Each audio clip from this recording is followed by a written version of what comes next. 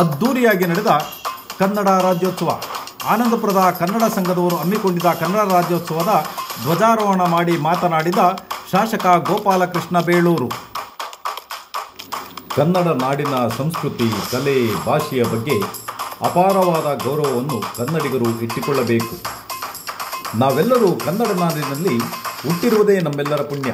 ಈ ನಾಡು ಸಾವಿರಾರು ವರ್ಷದ ಇತಿಹಾಸ ಹೊಂದಿದ ನಾಡಾಗಿರುವುದು ನಮ್ಮೆಲ್ಲರ ಹೆಮ್ಮೆಯಾಗಿದೆ ಎಂದು ಗೋಪಾಲಕೃಷ್ಣ ಬೇಳೂರು ಮಾತನಾಡಿದರು. ಆನಂದಪುರದ ಬಸ್ ನಿಲ್ದಾಣದ ಆವರಣದಲ್ಲಿ ಕನ್ನಡ ರಾಜ್ಯೋತ್ಸವದ ಧ್ವಜಾರೋಹಣ ಮಾಡಿ ಮಾತನಾಡಿದ ಗೋಪಾಲಕೃಷ್ಣ ಬೇಳೂರು, ನಾಡಿಗೆ ಗಡಿ ಸಮಸ್ಯೆ, ನೆಲ ಜಲದ ಸಮಸ್ಯೆ ಬಂದಾಗ, ಭಾಷೆ, ಸಂಸ್ಕೃತಿ, ಆಚರಣೆಯ ಬಗ್ಗೆ ಅಸ್ಮಿತೆಗೆ ಧಕ್ಕೆ ಬಂದಾದಾಗ ನಾವೆಲ್ಲರೂ ಒಟ್ಟಾಗಿ ಒಂದಾಗಿ ಹೋರಾಡೋಣ ಎಂದು ಸಂದೇಶ ನೀಡಿದರು.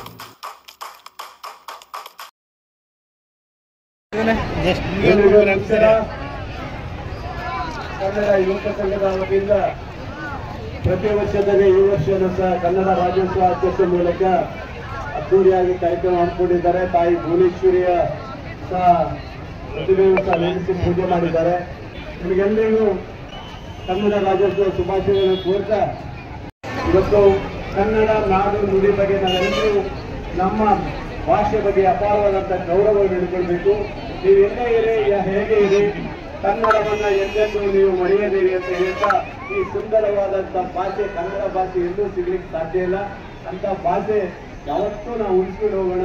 ಯಾಕಂದ್ರೆ ಇದ್ದೇ ಇರುತ್ತೆ, ಸುತ್ತಮುತ್ತ ಭಾಗದಲ್ಲಿ, ಗಡಿ ಭಾಗದಲ್ಲಿ ಅಂತ್ಯ ಕಟ್ಟಡಗಳು ಬರ್ತಾ ಇರುತ್ತೆ. ಆ ಸಂದರ್ಭದಲ್ಲಿ ನಾವೆಲ್ಲರೂ ಕನ್ನಡಿಗರಾಗಿ ಒಂದಾಗಿ ಹೋರಾಟ ಮಾಡೋಣ. ಕನ್ನಡ ನೆಲಕ್ಕಾಗಿ, ಕನ್ನಡ ಜಲಕ್ಕಾಗಿ ಕನ್ನಡಿಗರಾಗಿ ನಾವು ಒಂದಾಗಿ ಹೋರಾಟ ಮಾಡೋಣ ಅಂತ ಮಾತನ್ನು ಹೇಳ್ತಾ, ತಾಯಿ ಭುವನೇಶ್ವರಿ ನಿಮಗೆಲ್ಲರಿಗೂ ಒಳ್ಳೆಯದನ್ನು ಮಾಡಲಿ ಅಂತ ಶುಭ ಹಾರೈಸಿ, ಇವತ್ತಿನ ನಮ್ಮ ಕನ್ನಡ ಸಂಘ ಅನಂತಪುರದವರಿಗೆ ಸಹ ನಿಮ್ಮೆಲ್ಲರ ಸಹಕಾರದಿಂದ ಏನು ಕನ್ನಡ ರಾಜ್ಯೋತ್ಸವ ಮಾಡಿದರೆ ನಿಮಗೂ ಅಭಿನಂದನೆ ಸಲ್ಲಿಸಿ, ನನಗೆ ವಿಕ್ರಪೇಟೆ ಮಕ್ಕಳು ಕಾಯ್ದೆ ಬಿಸಿಲು ಜಾಸ್ತಿ ಆಗಿದೆ. ನಿಮಗೆಲ್ಲರಿಗೂ ಶುಭವಾಗಲಿ. ಕನ್ನಡ ಸಂಘದ ಮುಂಭಾಗದಿಂದ ತಾಯಿ ಭುವನೇಶ್ವರಿ ದೇವಿಯ ಮೆರವಣಿಗೆಗೆ ಚಾಲನೆ ನೀಡಿ ಮಾತನಾಡಿದ ಮಾಜಿ ಜಿಲ್ಲಾ ಪಂಚಾಯತ್ ಸದಸ್ಯ ರತ್ನಾಕರ್ ರೋವನ್ಗೋಡು, ನಮ್ಮ ಕನ್ನಡ ನಾಡು ಹಚ್ಚ ಹಸುರಿನ ಸುಂದರ ಬೆಟ್ಟ ಗುಡ್ಡಗಳ ನದಿಗಳನ್ನೊಳಗೊಂಡ ನಾಡು. ಸಾಧು ಸಂತರು, ದಾಸರು, ಶರಣರು, ಕವಿಗಳಿಂದ ಕಂಗೊಳಿಸುತ್ತಿರುವ ನಾಡು ನಮ್ಮದು. ಕನ್ನಡ ನಾಡು, ನುಡಿ, ಸಂಸ್ಕೃತಿಗೆ ವಿಶ್ವದಲ್ಲೇ ತನ್ನದೇ ಆದ ಸ್ಥಾನಮಾನ, ಗೌರವವಿದೆ ಎಂದು ಮಾತನಾಡಿದರು.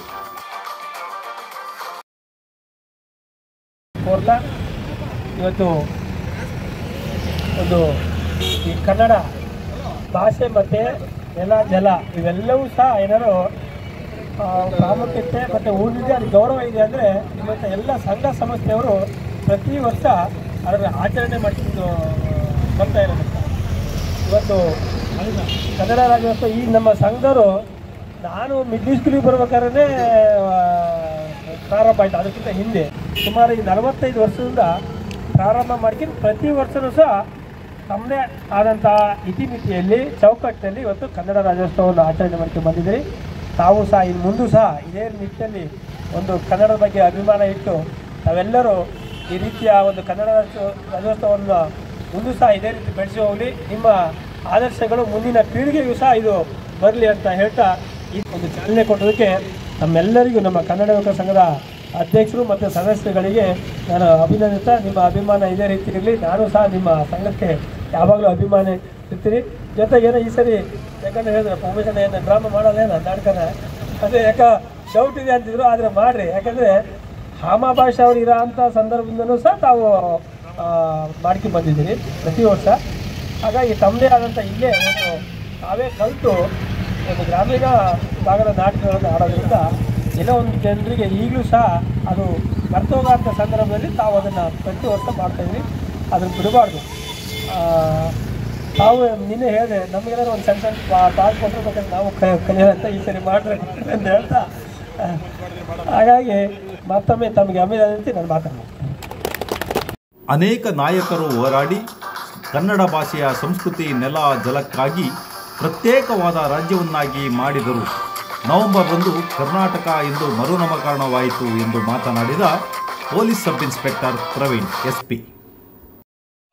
ನವೆಂಬರ್ 1ಕ್ಕೆ ಮೈಸೂರು ಕನ್ನಡ ಭಾಷಿಕರು ಮೈಸೂರಿನಲ್ಲಿರುವಂಥ ಕನ್ನಡ ಭಾಷೆಯನ್ನು ಕರ್ನಾಟಕನ ಮೈಸೂರು ರಾಜ್ಯ ಅಂತ ಹೇಳಿ ಒಂದು ಸಪರೇಟಾಗಿ ಮಾಡಿಕೊಂಡು ನಂತರ ಅದರಲ್ಲಿ ಹಲವಾರು ಮಹನೀಯರು ನಾಯಕರ ಒಂದು ಕೊಡುಗೆ ಇದೆ. ನಂತರ 1973 ನವೆಂಬರ್ 1ಕ್ಕೆ ಕರ್ನಾಟಕ ಅಂತ ಮರುನಾಮಕರಣ ಆಗುತ್ತೆ ಮೈಸೂರು ರಾಜ್ಯಕ್ಕೆ. ನಾವು ಈ ಕನ್ನಡ ರಾಜ್ಯೋತ್ಸವನ ಪ್ರತಿ ವರ್ಷ ನವೆಂಬರ್ 1ಕ್ಕೆ ಆಚರಿಸ್ಕೊಂಡು ಬಂದಿದ್ದೀವಿ. ಸೊ ಈಗ ಪ್ರತಿ ನವೆಂಬರ್ 1ಕ್ಕೆ ನಾವು ಕನ್ನಡಕ್ಕಾಗಿ ಹೋರಾಡಿದ ಎಲ್ಲ ನಾಯಕರನ್ನ ಸ್ಮರಿಸಲು ತುಂಬ ಇಂಪಾರ್ಟೆಂಟ್, ತುಂಬ ಮಹತ್ವದ್ದಾಗಿರುತ್ತೆ. ಹಾಗೆ ಗೋಕಾಕ್ ಚಳುವಳಿಗಳ ಬಗ್ಗೆ ಕೂಡ ತಾವು ತಿಳ್ಕೊಂಡಿರಬೇಕು. ಗೋಕಾಕ್ ಚಳುವಳಿ ನಡೆದು ತ್ರಿವಳಿ ಭಾಷೆಯಲ್ಲಿ ಕನ್ನಡಕ್ಕೆ ಮಹತ್ವ ಕೊಟ್ಟು ಕನ್ನಡವನ್ನು ಪ್ರಥಮ ಭಾಷೆಯಾಗಿ ಆಯ್ಕೆ ಮಾಡುವುದು, ಅದನ್ನು ನಾವು ಯಾವತ್ತೂ ಮರೆಯಾಗಿಲ್ಲ. ಕನ್ನಡಕ್ಕೆ ಯಾವಾಗಲೂ ನಾವು ಜಯ ನೀಡಬೇಕು, ಕನ್ನಡದ ಜೊತೆಗಿರಬೇಕು ಅಂತ ಹೇಳ್ತಾ ನಾವು ಮಾತು ಮುಗಿಸ್ತೀನಿ ಅಂತ ಹೇಳ್ತೀವಿ. ಆನಂದಪುರ ಗ್ರಾಮ ಪಂಚಾಯತ್ ಅಧ್ಯಕ್ಷರಾದ ಗುರುರಾಜ್ರವರು ಮಾತನಾಡಿದರು. ನಾವಾಗುತ್ತೆ ಕನ್ನಡ ನೆಲ ಜಲ ವಿಷಯ ಬಂದಾಗ ನಾವು ನೀವೆಲ್ಲ ಸೇರಿ ಒಂದಾಗಿರೋದು ಅಂತ ಹೇಳ್ತಾ ಒಂದೆರಡು ಮಾತು ಮುಗಿಸ್ತಾ ಇದ್ದೀನಿ. ಜೈ ಹಿಂದ್, ಜೈ ಕನ್ನಡ. ಈ ಅಭಿಮಾನ, ಈ ಉತ್ಸಾಹ ವರ್ಷದ ಕೊನೆಯಲ್ಲಿ ನಮಗೆಲ್ಲರಿಗೂ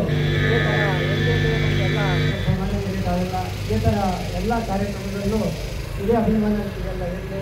ಸದಾಕಾಲ ಕನ್ನಡದ ಏರಿಗೆಯಾಗಿ ಬಳಕೆಗಾಗಿ ನಿತ್ಯ ಭವಿಷ್ಯದಲ್ಲಿ ಅಂತ ಆಲೋಚಿಸ್ತಾ ಈ ಎರಡು ಮಾತುಗಳನ್ನು ಹಲೋ 70ನೇ ಕನ್ನಡ ರಾಜ್ಯೋತ್ಸವದ ಹೇಳ್ತಾ ಎರಡು ಮಾತನ್ನ ಹೇಳ್ತಾ ಇದ್ದೀನಿ. ಕನ್ನಡ ನಾಡಿಗೆ ಇದು 70ನೆಯ ವಿಶೇಷವಾದ ರಾಜ್ಯೋತ್ಸವ.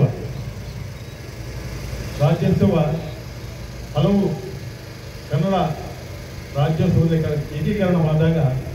ಏಕೀಕರಣವಾದದಿಂದ ಹಲವಾರು ಈ ಕನ್ನಡ ನಾಡು ಹಲವಾರು ಗಂಡಾಂತರವನ್ನು ಒಳಗೊಂಡು ಹಲವಾರು ರೀತಿಯ ಅಭಿವೃದ್ಧಿಯಾಗಿ ಈಗ ಸಮೃದ್ಧಿಯಲ್ಲಿ ಕನ್ನಡ ನಾಡು ಈ ಒಂದು ರಾಜ್ಯೋತ್ಸವವನ್ನು ಆಚರಣೆ ಮಾಡ್ತಾ ಇದ್ದೇವೆ. ಒಂದೇ ಒಂದು ವಿಚಾರ ಹೇಳ್ತೇನೆ. ರಾಜ್ಯೋತ್ಸವದಲ್ಲಿ ಕನ್ನಡದ ಅಭಿಮಾನಿಗಳು ಕನ್ನಡಕ್ಕೆ ತುಂಡು ಬಂದಾಗ ಹೋರಾಡುವ ಕನ್ನಡಿಗರು, ಕನ್ನಡ ಸಂಘದ ಸದಸ್ಯರಿಗೂ ಒಂದು ಮಾತು, ನಮ್ಮ ಅಭಿಮಾನ ಯಾವ ರೀತಿ ಇರಬೇಕಂದ್ರೆ ಪಕ್ಕದ ತಮಿಳುನಾಡಿನಲ್ಲಿರ್ತಕ್ಕಂಥ ತಮಿಳು ಬಗ್ಗೆ ಇರುವಂಥ ಅಭಿಮಾನ, ತಮಿಳಿಗರಲ್ಲಿ ಇರುವಂಥ ಅಭಿಮಾನ ಕನ್ನಡಿಗರು ಬರಬೇಕು. ಭಾಷಾಭಿಮಾನ, ಕನ್ನಡದ ಬಗ್ಗೆ ಏನೇ ತೊಂದರೆ ಬಂದರೂ ಕನ್ನಡದ ಪರವಾಗಿ ನಾವು ನಿಲ್ಲಬೇಕು. ಅನೇಕ ಹೋರಾಟಗಳನ್ನ ಈ ಕನ್ನಡ ಸಂಘದಿಂದ ನಾವು ಕಂಡಿದ್ದೇವೆ. ಮುಂದೂ ಕೂಡ ಕನ್ನಡದ ಬಗ್ಗೆ ಹೋರಾಡಿ ಕನ್ನಡ ಅಭಿಮಾನವನ್ನು ತೋರಿಸಿ ಕನ್ನಡ ಉಳಿವಿಗೆ ನಾವು ಹೋರಾಡಬೇಕಂತ ಈ ಸಂದರ್ಭದಲ್ಲಿ ತಮ್ಮೆಲ್ಲರಿಗೂ ಒಂದು ಶುಭಾಶಯವನ್ನು ಹೇಳ್ತಾ ಕನ್ನಡ ಸಂಘದಿಂದ ಪ್ರಾರಂಭವಾದ ತಾಯಿ ಭುವನೇಶ್ವರಿ ದೇವಿಯ ಮೆರವಣಿಗೆಯಲ್ಲಿ ಸಾವಿರಾರು ವಿದ್ಯಾರ್ಥಿಗಳು ಪಥಸಂಚಲನ ಮಾಡಿದರು. ಕರ್ನಾಟಕ ಪಬ್ಲಿಕ್ ಶಾಲೆಯ ವಿದ್ಯಾರ್ಥಿಗಳು, ಪೋಷಕರು, ಶಿಕ್ಷಕರು ಹಾಗೂ SDMCಯ ಸದಸ್ಯರು ಪಾಲ್ಗೊಂಡಿದ್ದರು. ಕಾರ್ಯಕ್ರಮದಲ್ಲಿ ಗ್ರಾಮ ಪಂಚಾಯತ್ ಅಧ್ಯಕ್ಷ ಗುರುರಾಜ್, ಕನ್ನಡ ಸಂಘದ ಅಧ್ಯಕ್ಷರಾದ ಚಂದ್ರಕುಮಾರ್, ಗೌರವಾಧ್ಯಕ್ಷ ರಾಜೇಂದ್ರ ಗೌಡರು, ಕನ್ನಡ ಸಾಹಿತ್ಯ ಪರಿಷತ್ ಅಧ್ಯಕ್ಷ BD ರವಿಕುಮಾರ್, KPS ಪ್ರಾಂಶುಪಾಲರಾದ ರವಿಶಂಕರ್, ಉಪ ಪ್ರಾಂಶುಪಾಲರಾದ ಈಶ್ವರಪ್ಪ ಹಾಗೂ ಸಂಘದ ಪ್ರಮುಖರಾದ ಜಗನ್ನಾಥ್, K ನಾಗರಾಜ್, ಉಮೇಶ್ N, ಊದ್ಯಪ್ಪ, ತಿಮ್ಮೇಶ್, ಮಾಫೀರ್, ಮಧುಕರ್ ನಾಯ್ಕ್, ಸುರೇಶ್ ನಾಯ್ಕ್, ರಮೇಶ್ ಶೆಟ್ಟಿ, ಅಶ್ವಿನ್ ಕುಮಾರ್, ಗಜೇಂದ್ರ ಗೌಡರು ಹಾಗೂ ಇನ್ನಿತರರು ಪಾಲ್ಗೊಂಡಿದ್ದರು.